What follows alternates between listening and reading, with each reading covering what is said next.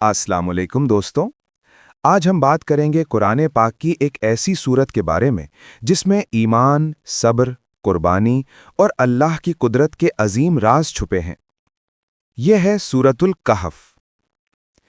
नबी करीम सल्लल्लाहु अलैहि वसल्लम मक्का में तबलीग फरमा रहे थे।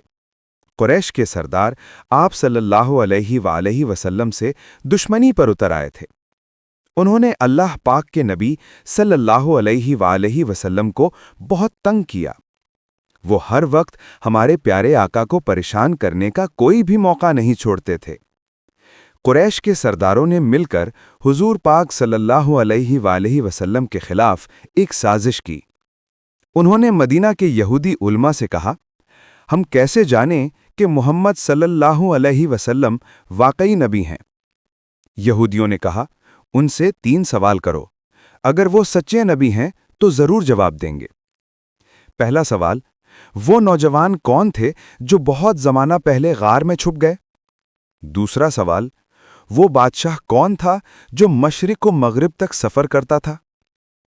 तीसरा सवाल, रूह क्या चीज है? नबी सल्लल्लाहु अलैहि वसल्लम ने फरमाया, मैं तुम्हें कल जवाब दूंगा, लेकिन इंशाअल्लाह कहना भूल गए। 15 दिन तक वही रुकी रही। कुफ्फारे मक्का मजाक उड़ाने लगे। फिर अचानक एक दिन हजरत जिब्राईल अलैहिस्सलाम वही लेकर नाजिल हुए, और नाजिल हुई सूरतुल कहफ। एक शहर था एफसिस। वहां का बादशाह जालिम था, लोगों को बुतों की पूजा पर मजबूर करता था। लेकिन कुछ ईमान वाले नौजवान थे जो एक अल्लाह पर ईमान रखते थे। उन्होंने कौम से कहा, हमारा रब सिर्फ अल्लाह है, हम इसके सिवा किसी को नहीं पूजेंगे। बादशाह उनसे नाराज हो गया। उन्होंने अपनी जान बचाने के लिए शहर छोड़ दिया और एक पहाड़ की गार में पनाह ले ली। अल्लाह ने उन पर नींद तारी कर दी, ऐसी नींद जो 309 साल तक रही। उनके जिस्म सलामत रहे और सूरज की किरणें गार में इस तरह आती रहीं कि उनके जिस्म खराब न हुए। जब वो जागे तो समझे कि शायद एक दिन या आधा दिन सोए हैं। मगर जब वो शहर गए तो जमाना बदल चुका था।